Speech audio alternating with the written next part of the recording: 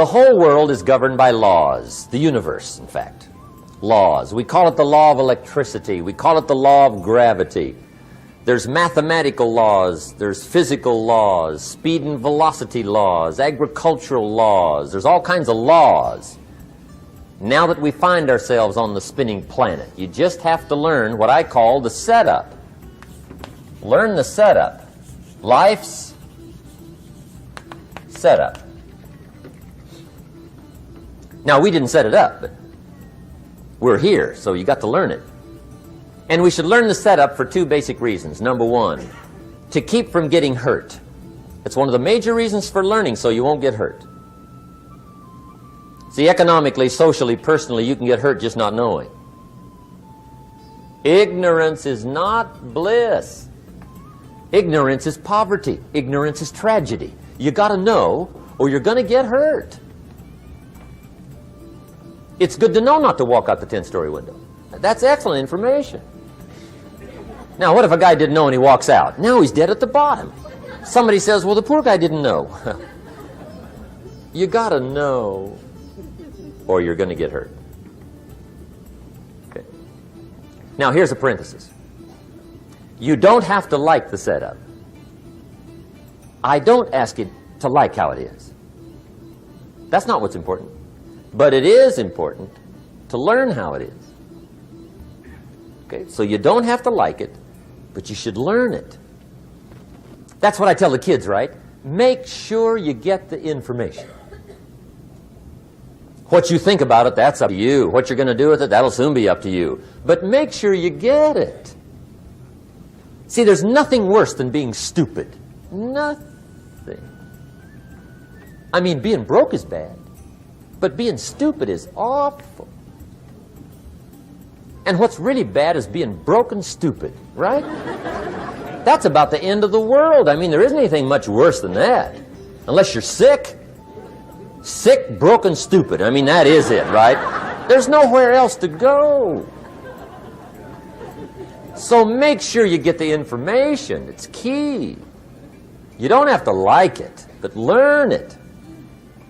If this big monstrous thing lifts up in the sky, hangs there for a little while, cuts loose, comes crashing down, boom, shakes the ground for 5 miles. And then this big monstrous thing lifts back up in the sky, hangs there for a little while, cuts loose again, comes crashing down, boom, shakes the ground for 5 miles. It just keeps doing that, this big monstrous thing, lifting up and then crashing down, boom. Now, you might come along one day and say, that's got to be a stupid arrangement, which is okay. You're entitled to your opinion. But the first thing you should learn to do is get out from under it, right? That's number one. You might have a great moral argument. You might want to shake your finger at the sky, but do it from over there, right? So you don't get smashed. It's called your basic smart.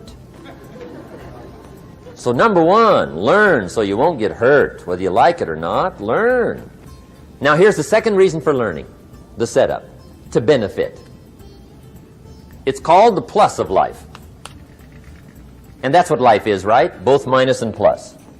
The minus is tragedy, heartache, misery, failure, unhappiness. But life is also happiness, prosperity, good feelings. So here's the key. Learn to get on the good side of the way things work.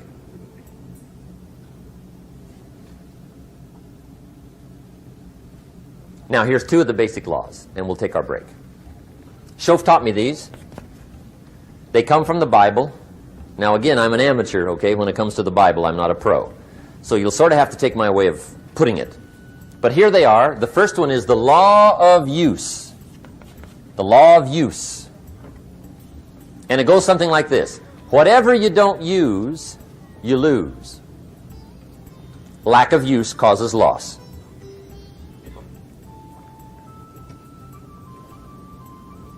On this planet, maybe not the next one, but on this one, if you tie your arm to your body, leave it there long enough, you'll never use it again. It's over for the arm. Now, it may not be over, but it's over for the arm. The only way to keep the use of this arm is what? Keep using it. If you quit, you lose automatically. They don't bring it up for a vote. You lose automatically when you quit. Now, the same thing that goes for your arm goes for your brain, mentality. The same thing goes for all the human virtues. Ambition, unused, declines. Strong feelings, unused, diminish. It doesn't grow, it diminishes. Faith, unused, decreases. It's a law. Vitality, unused, diminishes. Energy, unused, decreases. The guy says, well, I'm going to save up my energy. You can't do that. That's like trying to save today, put it on the end of the year. See, you can't do that. They'll come take you away. If you don't use today, what? It's lost. The guy says, well, I'll work twice as hard tomorrow to make up for it. See, that's foolish. You could have done that anyway. Today unused is lost. A talent unused is lost. An ability unused is lost. So here's one of the key expressions of the evening. Take a new inventory of yourself. Starting tomorrow, new project. Take a new inventory. And make sure that all of your talent and ability and mentality and ingenuity and vitality and strong feelings, faith, courage, make sure that all you've got's being used. Otherwise, you lose. Now, one of the best illustrations of the law of use is a Bible story called the Parable of the Talents. The talent story. Interesting story if you haven't read it in a while. Just review it. It's a good story. An ancient story. It says there was a master with 3 servants. He got them together one day and he said to the 3, I've got these talents. And in those ancient days, a talent was a measure of gold. And he said to the 3 servants, take these talents and see what you can do with them while I'm gone. He said, I'm taking a journey and I'll be gone for a while. When I come back, we'll get together, go over the book, see how you did. He said, here's 5 of these talents for you. 5. Here's 2 of them for you. 2. And here's 1 for you. 1. The master said, take those talents, see what you can do with them. When I come back, we'll get together, we'll go over it all. The servant said, okay, master takes off. According to the ancient story, the master comes back from his trip. When he gets back, he gets the 3 servants together, and as he said he would, he asks, how did it go with those talents? You were 5. What happened? That servant said, well, I took the 5 talents you gave me, and I put them to work. A little shaky at first, but he said things finally got rolling. And he said, I poured it on. And he said, my talents grew to 7, 8, 9, 10. He said, I doubled my talents from 5 to 10. Books will show. Master said, one heck of a job. Or something like that. He said, I gave you 2 talents. What happened? That servant said about the same thing happened to me. I put those 2 talents to work, poured it on. They grew to 3 and then to 4. He said, I doubled my talents from 2 to 4. Books will show. Master said, well done. He said, I gave you 1 talent. What happened? That servant said, well, I took the talent you gave me, and I carefully wrapped it, and I dug a hole and buried it. And camouflaged it, I suppose, right? So nobody would steal it. And he said, fortunately, nobody got it. And he said, I knew you were going to be here today, so I dug it up. Here it is, safely wrapped. I did not lose it while you were gone. According to the ancient story, the master said, take that talent away from him and give it to the man that's got 10. Now you might say, well, I don't like that arrangement. The poor guy's only got 1 talent. He's already got 10. It ought to be more even. Remember, I didn't ask you to like it. But this one I would ask you to learn, because it simply means whatever you do not employ, you forfeit. It's a law. So learn well the law of use. Now here's the second one, and we're going to take our break. Second law, from the Bible. This one we've heard since we were small, I'm sure. It's called the law of sowing and reaping. In fact, we've probably heard it so often we could quote it. It says, whatever you sow, what? You shall reap. Fairly blunt, hopefully clear. Here's my first suggestion on the law of sowing and reaping. Don't try to beat it. You might as well try sitting on the sun in the morning. Keep it from coming up. You'll have better luck. Whatever you sow, you reap. Now, for a fair share of my life, I'm a bit mixed up on how all this applies. Among a lot of things I was mixed up on. I knew I wasn't reaping too good. That I understood. My problem was I was confused about what was causing it. Remember me with the funny list? I thought those are the reasons why it isn't working out well. And then Mr. Schoaf gave me the clue that helped me figure it all out. He said, Mr. Rohn, I have another answer for you. There's another way to quote this law that'll show you where the problem is so you can go to work on it right away. All you need to know is where the problem is, then you can go to work on it. So he quoted me the law another way, and I found out what my problem was. Here's the way you quote the law. Whatever you reap is what you've sown. Now I knew what my problem was. Whatever you reap is what you've sown. If you don't like the crop, who do you look up? Answer, whoever planted it. And where do you find who planted your crop? Answer, in the mirror. What I finally learned to do come fall was to go to the mirror. That's where you go.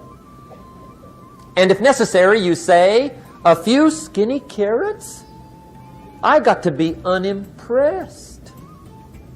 Where were you last spring? Asleep? Didn't you read the books? Did you break your hoe? Let me give you 7 key points to the law of sowing and reaping. Let's tick right down through the list of 7, and it'll be break time. 7 points to sowing and reaping. Here's part of the philosophy that really helped me to make some changes in life direction.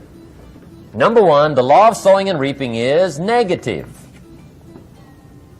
That's number 1, which simply means if you sow bad, you reap bad. Now, this is kind of 3rd grade, but it doesn't hurt to go over the basics. If you plant thistle seeds, you don't get pumpkins. Honest, no use looking for pumpkins. John says, how come no pumpkins? Come on, John. The law's negative. That's how come. Now, here's number 2. The law's positive. Which simply means if you sow good, you reap good. If you plant pumpkin seeds, you don't get thistles. Not from pumpkin seeds. Mother Nature won't pull tricks on you over in the corner snickering and pushing new thistles and you planting pumpkin seeds. She won't do that. You will get pumpkins from pumpkin seeds, and the reason is because the law is positive. Now here's number 3. I got excited when I found out the full dimension of this. See, you do not reap what you sow, but rather you always reap much more than what you sow. So the 3rd key word is more. You don't get back what you put out. You get back much more than what you put out. And it works both positive and negative. On the negative side, it said, if you sow to the wind, you reap the whirlwind. So you've got to get ready for that, or you will be naive. See, anybody can, whether you will or not. See, that's the question. And here's a good question to ask. We are all buying somebody's plan. The question is, whose? Who's got you talked into doing what you're doing? Who's got you talked into your present plan? See, 10 years from now, you will surely arrive. The question is, where? But see, anybody, if you want to, can go searching for a good plan, pick it, and start working it. And sure enough, as the time passes, as it surely will 5 years from now, 10 years from now, then you'll be winding up wearing what you want to wear, driving what you want to drive, living where you want to live, become what you want to become. But now's the time to fix the next 10 years. And who can? Anybody. Here's number 6. The 6th key to sowing and reaping. This is leveling with you now, as we promised to do. There's one thing better than the truth, and that's the whole truth. And here's part of the whole truth of the law of sowing and reaping. Number 6 is, you could lose. There are times when you just lose, no matter what you do. It's that kind of planet. You reap what you sow, yes, but... What does that mean? Yes, but, well, the farmer plants his crop in the spring, takes care of it all summer, loves his family, works 10, 12 hours a day, 6, 7 days a week, is an honorable man. Come fall, he's got a beautiful crop, and he deserves every bit of it. But the day before he sends the combines into the field, a hailstorm comes along and beats it all in the ground. Which means you lose. Somebody says, well, what did he do wrong? Answer, nothing. It's just that kind of planet. Sometimes it's going to hail on your crop and rain on your parade, so you got to get ready for that or you will be naive. That's just part of the life arrangement. And don't press me why. I was not in on some of the original decisions here, so I don't know how it got set up. But there's just times, sometimes you lose. That's part of life. But now here's number 7. The 7th key to sowing and reaping. And it goes like this. It's just another way to quote the same law. And it goes like this. If you don't sow, that's just another way to quote the law. If you don't sow, what? You don't reap. You don't even have a chance. So if you looked at your game plan tomorrow, you might come to the quick conclusion, I got to get some sowing going. How true. Get you some sowing going. And remember, you've got plenty of time. You've got all the time there is. Some people spend enough TV time to make a fortune. The latest article on television watching in this country, according to the latest article, the average television is on in this country in every household 7 hours a day, called the Big 7. I asked a guy one time what his TV cost. He said about $450. I said, you forgot to look at the price tag. He said, what do you mean? I knew he was a TV watcher. I said, that television costs you, in my opinion, at least $12,000 a year. To watch it, not to own it. Owning it's cheap. Watching it is what's expensive. And I said, hey, $12,000 a year is too much to pay to watch TV. That's too much. Pay a little, but not $12,000. And he's the guy that said, I hope pay TV never comes.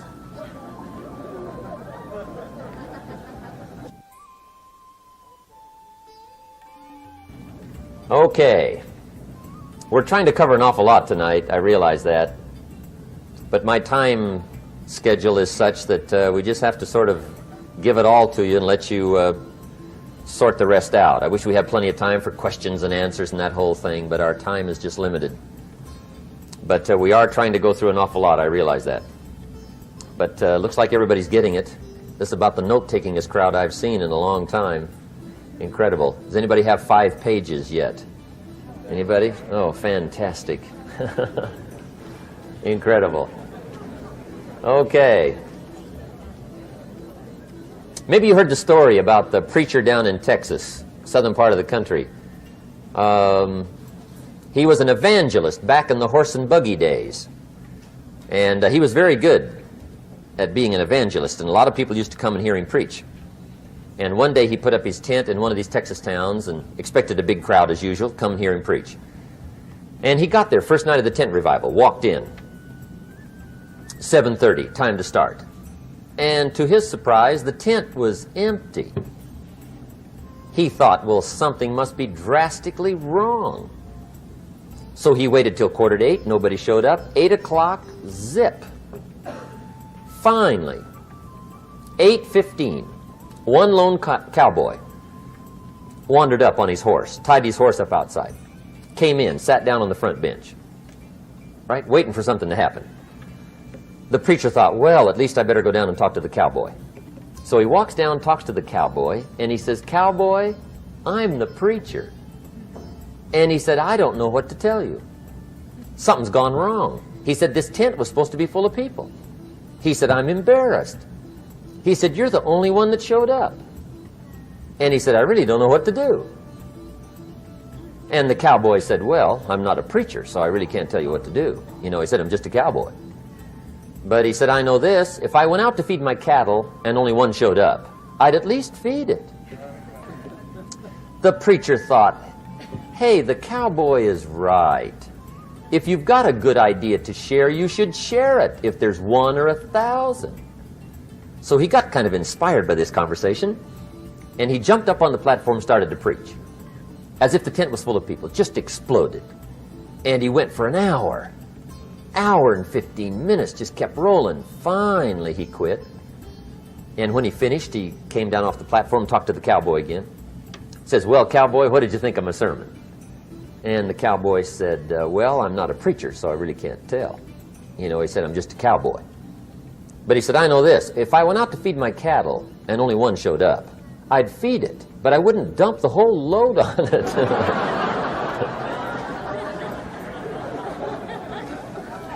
So anyway, if it seems like we're dumping the whole load tonight, I guess we are. But gosh, everybody's doing well. I'm having a good time. I appreciate the response here tonight.